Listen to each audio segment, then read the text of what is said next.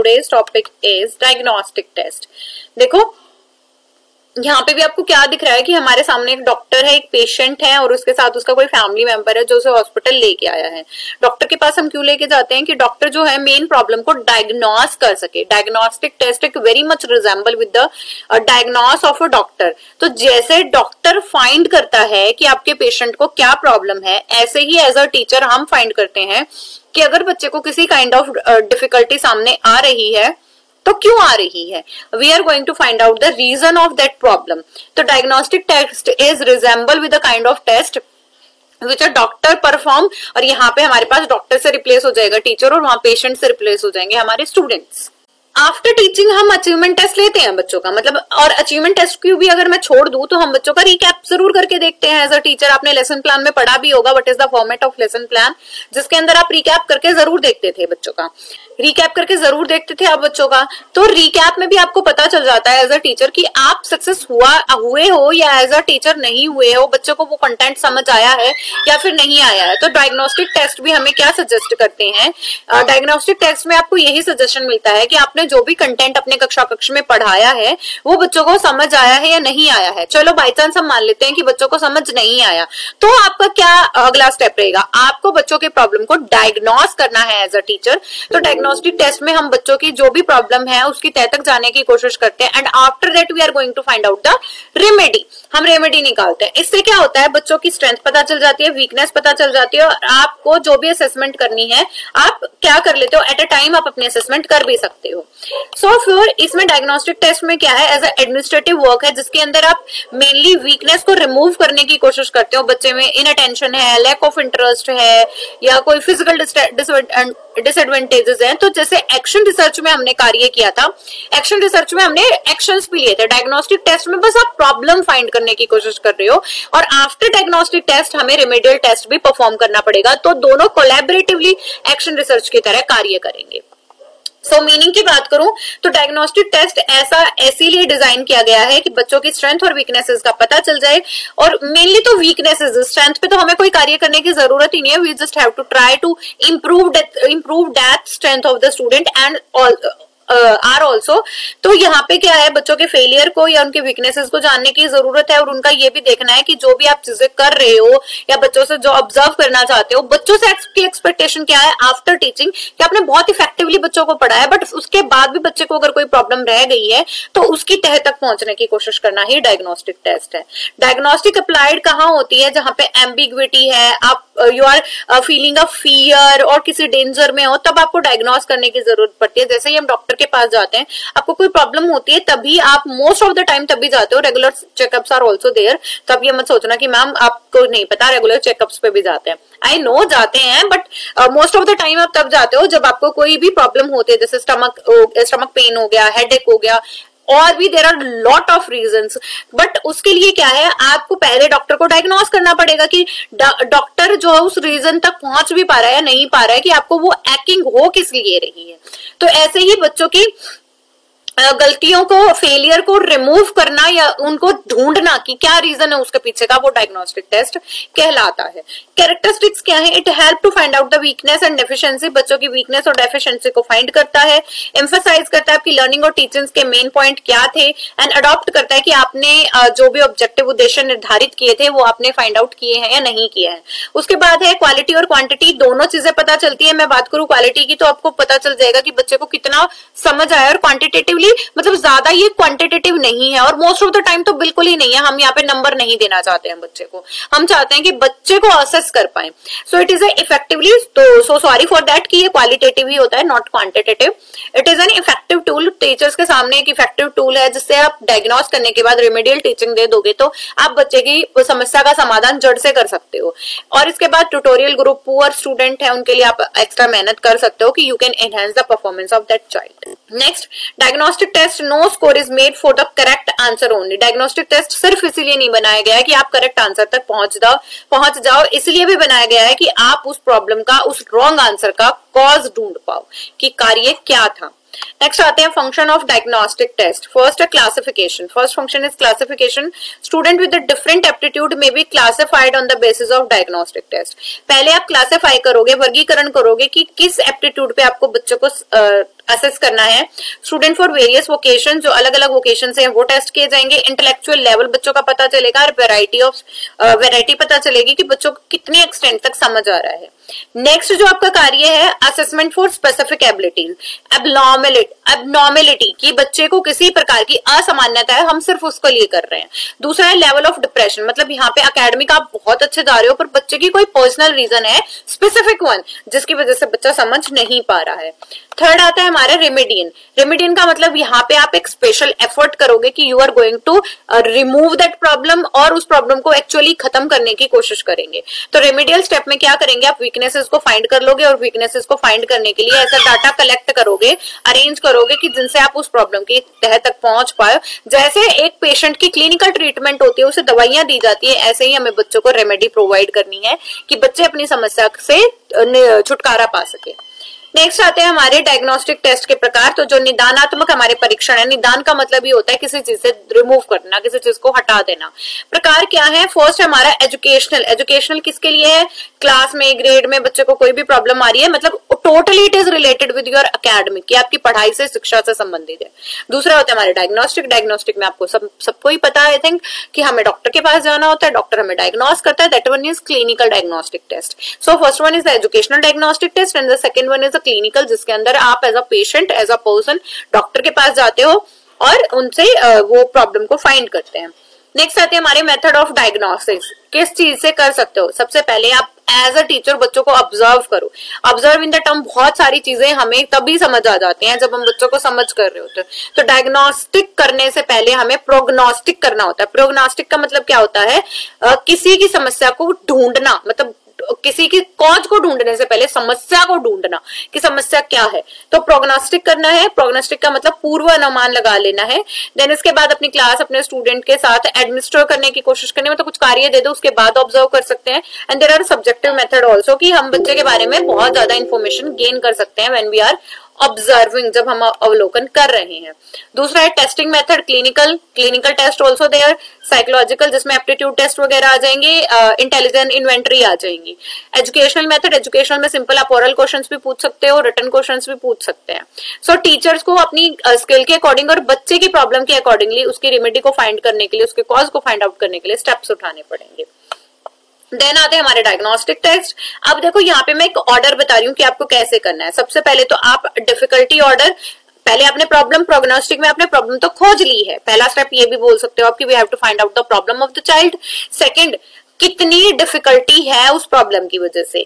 Deciding type of item कि आप अपने टूल्स क्या क्या यूज करोगे। फिर आप उन टेस्ट आइटम को, मान लो आपने टूल लगा भी दिए, आपने एक टेस्ट बना लिया या फिर कुछ अपनी रेमेडी बच्चों को दे दी, उसके बाद भी प्रॉब्लम आ रही है, तो आप उन आइटम्स में मॉडिफिकेशन कैसे करोगे, फाइनल ड्राफ्ट कैसे बनाओगे। उसके बाद आपको मैनुअल वर्क भी करना है, मतलब आपको कुछ वर्क फंक्शनिंग भी करनी होगी। And then we have to suggest the remedial one. ठीक है, उसके बाद आप उपचार करोगे बच्चों का। नेक्स्ट हमारा usage of result to the diagnostic test. अब हमारे जो डायग्नोस्टिक टेस्ट थे उनका कहाँ कहाँ प्रयोग कर सकते हो। फर्स्ट ऑफ ऑल हमें ये पता चल गया डायग्नोस्टिक टेस्ट हम किसी प्रॉब्लम को रिवील करने के लिए करते हैं और कहाँ कहाँ प्रयोग कर सकते हैं। हम बच्चे की स्ट्रेंथ्स को जानने के लिए और बच्चे की वीकनेसेस को जानने के लिए डायग्नोस्टिक टेस्ट ले रहे हैं कि अगर बच्चे को कोई वीक पॉइंट या फेलियर है तो हम उसे रिमूव कर पाए। रीजंस, बच्चे का अगर फेलियर है तो उसके पीछे रीजन क्या क्या है, बच्चे के फेलियर के पीछे रीजंस क्या क्या है, उनके बारे में पता करने के लिए भी हम डायग्नोस्टिक टेस्ट करते हैं। नेक्स्ट हमारा टेकिंग द रिमेडियल, क्योंकि हमें जब प्रॉब्लम ही पता नहीं होगी तो हम रेमेडी कैसे करेंगे, तो उपचार करने से पहले आपको बीमारी का भी पता होना चाहिए।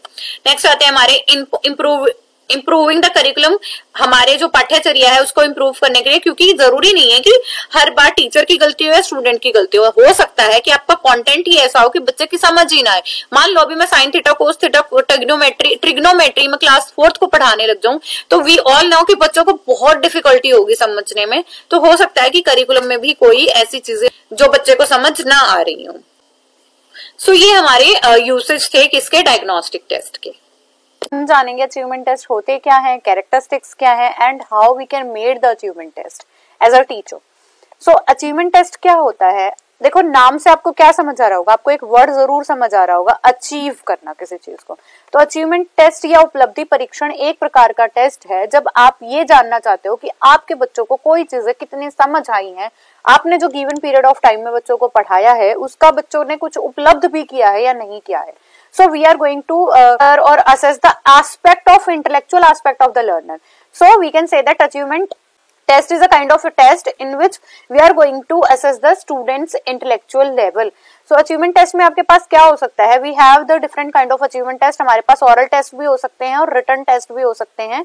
और written test में भी आपके पास क्या subject matter हो सकता है भाई, आपके पास MCQs मतलब objective type questions हो सकते हैं, recognizable question हो सकते हैं, शॉर्ट आंसर टाइप क्वेश्चन हो सकते हैं, लॉन्ग आंसर टाइप क्वेश्चन हो सकते हैं। तो ऐसे हम बच्चों के अचीवमेंट को मेजर कर सकते हैं। और कुछ हमारे पास अचीवमेंट टेस्ट ऐसे भी होते हैं जो स्टैंडर्डाइज भी होते हैं। तो one by one we are going to find out कि हमारे फिक्स्ड ड्यूरेशन पे हम कैसे कैसे टेस्ट ले सकते हैं और ये टेस्ट हमारे पास कैसे होने चाहिए, and what are the characteristics and functioning of these kind of test in a classroom. Definition, achievement test is a one design to measure the knowledge. क्या हुआ, उपलब्धि परीक्षण क्या है, एक ऐसा टेस्ट जो बच्चों की नॉलेज, ज्ञान को, अंडरस्टैंडिंग, उनकी समझ को और उनके कौशल को किसी स्पेसिफिक सब्जेक्ट में या ग्रुप में बच्चों को समझ पाए। ये फ्रीमैन कहते हैं। A general achievement test is a one design to express in the terms of single score, जिसमें बच्चों के आप एक नंबरिंग का स्कोर देके बता सकते हो रिलेटिव अचीवमेंट क्या थी फील्ड ऑफ अचीवमेंट में। देन प्रोफिशिएंसी आपको पता चलती है इस टेस्ट से, ये सुपर कह रहे हैं कि कितना लर्न किया है, कितना लर्न कर सकते हैं, कितना परफॉर्म किया है। और अचीवमेंट टेस्ट इसलिए भी डिजाइन किया जाता है कि बच्चों की सर्टेन स्किल को भी हम प्रोफिशिएंसी देख लें कि बच्चा कॉम्पिटेंट है रिगार्डिंग दैट स्किल और नॉट, मतलब उस कौशल के लिए। इसके बाद आती हैं कैरेक्टरिस्टिक्स ऑफ अचीवमेंट टेस्ट। उपलब्धि परीक्षण की क्या विशेषताएं हैं या फिर क्या लक्षण है।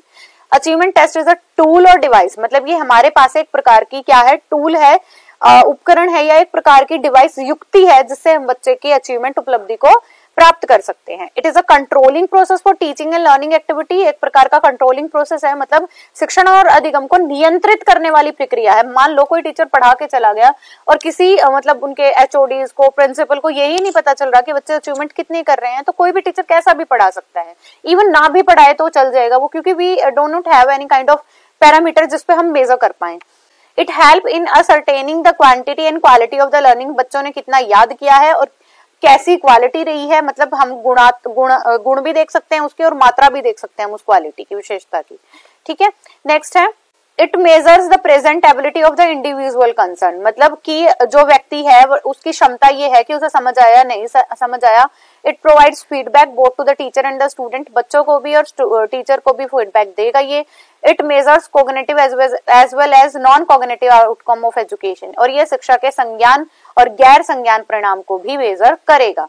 सो नेक्स्ट आते हैं हमारे, आई थिंक आपको कैरेक्टरिस्टिक समझ आ गई है कि ये टूल है, टेक्निक है, कितना बच्चों ने फीडबैक लिया और इजी टू हैंडल है, और एक काइंड ऑफ स्कोर हम टीचर्स को प्रोवाइड कर सकता है कि बच्चे को कोई चीजें समझ आ रही है नहीं आ रही, and it will also tell the quality and quantity both. Next हमारे types of achievement test. Achievement test को अगर मैं बाइफर्केट करूं तो हमारे पास कुछ टेस्ट ऐसे होते हैं जो स्टैंडर्डाइज हैं, जो मानक हैं, और कुछ टेस्ट ऐसे होते हैं जो टीचर मेड हैं। सो टीचर 3 फॉर्म से अपने टेस्ट ले सकता है, that can be the written form, the oral form, the practical form, लिखित, मौखिक और हमारी प्रयोगात्मक। इसमें भी हमारे पास लिखित में कुछ आते हैं ऐसे टाइप क्वेश्चंस और कुछ आते हैं ऑब्जेक्टिव टाइप, इनकी बाइफर्केशन भी मैं आपको बताऊंगी। सो स्टैंडर्डाइज टेस्ट कौन से होते हैं, ऐसे टेस्ट जो बिल्कुल स्टैंडर्ड हैं and that are prepared by expert, जो विशेषज्ञों द्वारा प्रमाणित किए गए हैं या फिर तैयार किए गए हों। और इन टेस्ट के अंदर चाहे आपकी एज क्या है, ग्रेड क्या है, रूरलिटी, अर्बैनिटी, सक्सेस, इन सब बेसिस के ऊपर भी आपको एक पैरामीटर के ऊपर स्टैंडर्डाइज कर लिया गया। जैसे हम एलडीसी के टेस्ट देने जाते हैं, डीएसएसबी के टेस्ट देने जाते हैं, ये बिल्कुल स्टैंडर्डाइज टेस्ट होते हैं। सो अ स्टैंडर्डाइज टेस्ट, एक मानकीकृत परीक्षण क्या होता है, is a one in which the procedure apparatus scoring have fixed so that precisely the same test can be given in a different time and place। मतलब इस प्रकार से उनका स्टैंडर्डाइज टेस्ट प्रिपेयर किया जाता है कि आप वही टेस्ट डिफरेंट प्लेस पे या डिफरेंट टाइम में भी अगर दोगे तो भी उसकी कैरेक्टरिस्टिक्स या क्वालिटी बिल्कुल सेम ही रहेगी।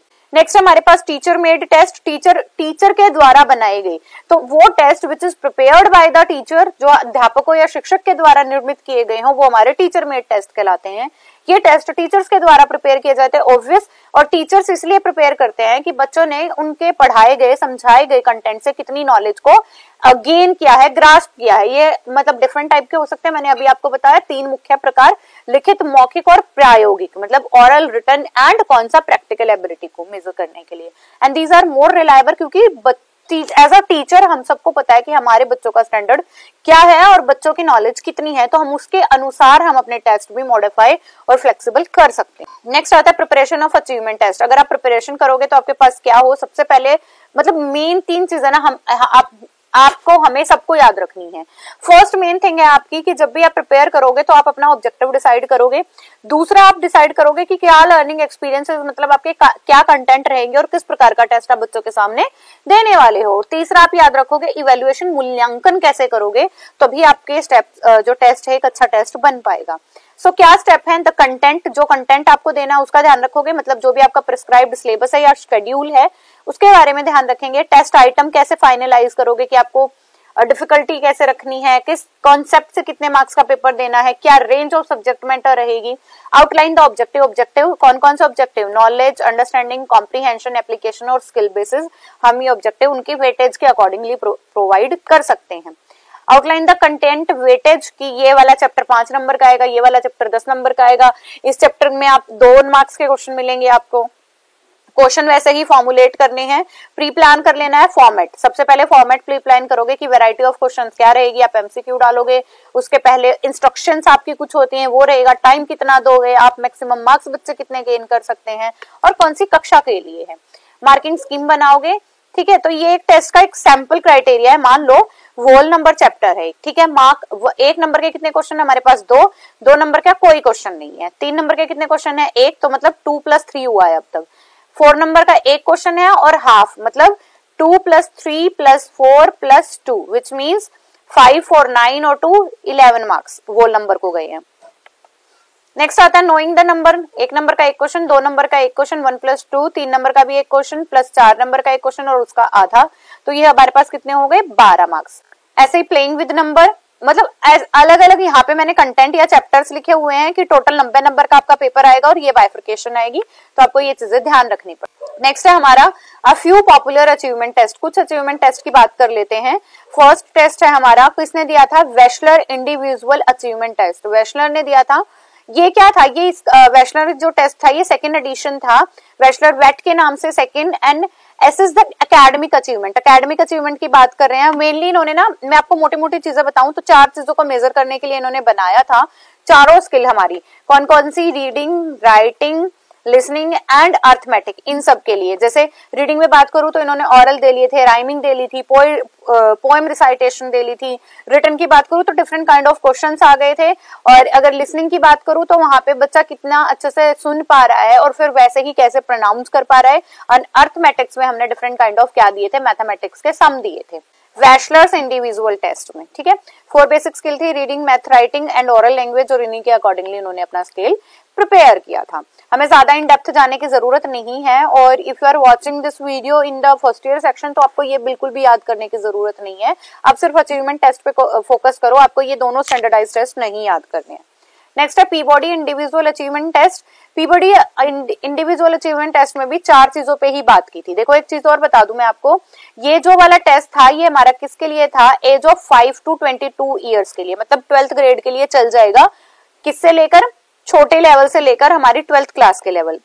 जो वेशलर इंडिविजुअल टेस्ट था वो क्या था हमारा, किसके लिए था, बच्चों के लिए भी था, एडोलेसेंट के लिए भी था, कॉलेज गोइंग के लिए भी था, मतलब हम कह सकते हैं कि थोरो एज के लिए था पूरा। मतलब हमारे जो बच्चे लर्निंग में हैं उससे लेके 85 साल के आदमी तक इस वेशलर टेस्ट को कर सकते हैं। जबकि पीबॉडी टेस्ट जो था वो हमारा कैसा था, वो हमारा एज ग्रुप के लिए था 12th तक ग्रेड के लिए, मतलब हमारे 5 से 22 साल के बच्चों के लिए था। इन्होंने भी किस चीजों पे बात करी थी, इन्होंने भी बेसिक स्किल पे बात करी थी। कौन कौन सी, हमारे areas journal information, reading, writing और मैथमेटिक्स, इन पे ही बात हुई थी। और ये टाइम टू टाइम वेरी करते थे, मतलब वी कैन नो दैट कि अगर बच्चा 6th क्लास में तो उसका टेस्ट कुछ और मिलेगा, बच्चा 1st क्लास में तो उसका टेस्ट कुछ और मिलेगा, तो अकॉर्डिंगली ये क्या कर रहे हैं, मूव कर रहे हैं। If you want to read more तो स्क्रीनशॉट लीजिए और पढ़ सकते हो आप। Next is our usage of achievement test. Achievement test को आप कहाँ कहाँ प्रयोग कर सकते हो? क्लास में कर सकते हो, इंस्टीट्यूशन में कर सकते हो, कॉलेजेस में कर सकते हो, किसी बच्चे को ट्यूटोरियल दे रहे हो आप तब भी कर सकते हो, तो कंटेंट को फाइंड आउट करने के लिए कर सकते हैं। तो यूसेज में फर्स्ट है हमारा इंटेलेक्चुअल कॉम्पिटेंस, कि बच्चे की जो बौद्धिक क्षमता थी, जितना आप एक्सपेक्ट कर रहे थे बच्चे से, वो बच्चे ने फाइंड की है या नहीं की है। इंफॉर्मेशन किसके लिए? पेरेंट्स के लिए, या बच्चे की अचीवमेंट कितनी हुई है उसके लिए हम अचीवमेंट टेस्ट को प्रयोग कर सकते हैं। Next, information about the teacher, कि टीचर ने जो टीचिंग की है वो वैल्यूएबल है या इफेक्टिव थी या नहीं थी। इसके बाद आता है हमारा short listening student for the special program, कि कुछ बच्चे ऐसे होते हैं जो स्पेशल प्रोग्राम को बहुत कम सुनते हैं, तो हम उनके लिए भी ये यूसेज कर सकते हैं अचीवमेंट टेस्ट का, कि पता चल जाए कि बच्चों ने सुना ही नहीं है या फिर बच्चे उस पर कार्य ही नहीं कर रहे हैं।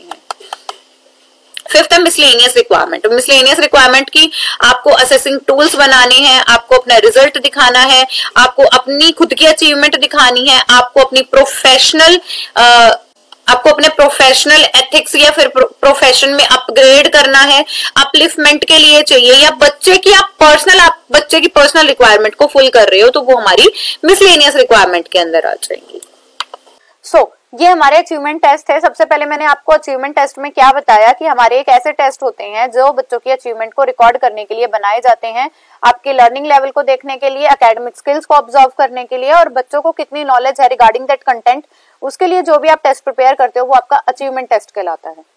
उसके बाद मैंने आपको कुछ कैरेक्टरिस्टिक्स बताई हैं कि ये स्कोर कर सकते हैं, बच्चों को असेस कर सकते हैं, ये हमारे पास टूल है, एक टेक्निक है, it will tell you the quality and quantity both. इसके बाद मैंने आपको बताया कि हमारे पास 2 प्रकार के होते हैं, 2 प्रकार में, हाँ मैं आपको एक चीज बताना भूल गई हूँ कि हमारे पास स्टैंडर्ड टेस्ट होते हैं और टीचर मेड टेस्ट होते हैं। टीचर मेड में मैंने आपसे बात करी कि ओरल होता है, रिटन होता है, और हमारे पास प्रैक्टिकल एबिलिटी का टेस्ट होता है। ओरल में आप क्वेश्चनिंग कर सकते हो, बच्चों से जांच सकते हैं, मतलब हमारे पास जो क्वेश्चन रहेंगे वो ज्यादा लेंदी नहीं रहेंगे। और अगर मैं रिटर्न की बात करूं, रिटर्न में आप चीजों का ध्यान रखोगे कि हमारे पास ऑब्जेक्टिव टाइप क्वेश्चंस भी होते हैं और हमारे पास लॉन्ग या शॉर्ट आंसर टाइप भी होते हैं। हमारे पास 3 प्रकार का रिटर्न है, सॉरी ऑब्जेक्टिव टाइप में आपके क्या क्या आ जाएंगे, एमसीक्यू आ जाएंगे, ट्रू फॉल्स आ जाएंगे, फिल इन द ब्लैंक्स आ जाएंगे, मैच द फॉलोइंग आ जाएंगे। तो ऐसे क्वेश्चंस जिसमें आप आंसर बहुत ऑब्जेक्टिवली कर रहे हो वो हमारे कौन से कहलाएंगे, ऑब्जेक्टिव टाइप। शॉर्ट आंसर में आपकी वर्ड लिमिट होती है और लॉन्ग या ऐसे टाइप में आपके बिल्कुल ओपन एंडेड क्वेश्चन होंगे, इन्हें भी आप ओपन एंडेड बोल सकते हो, और ये वाले क्वेश्चंस ऑब्जेक्टिव वाले हमारे क्लोज एंडेड कहलाएंगे। ठीक है, सो आई थिंक अब आपको अचीवमेंट टेस्ट पूरा क्लियरली समझ आ गया होगा, and there is a lot of benefit for student and teacher. बहुत सिमिलर है कि टीचर्स को अपनी कैपेबिलिटीज का पता चलेगा, बच्चों को भी अपनी कैपेबिलिटीज का पता चलेगा, नॉलेज का पता चलेगा, कंटेंट रियलिटी पता चलेगी। ऐसी काफी चीजें हैं जो हमें समझ आ सकते हैं कि हमने एक टेस्ट को कैसे ऑप्ट किया है या नहीं किया है। So it is all about our today's topic. Keep going, keep growing and keep learning my dear student. Don't forget to like and share. Bye bye. Take care.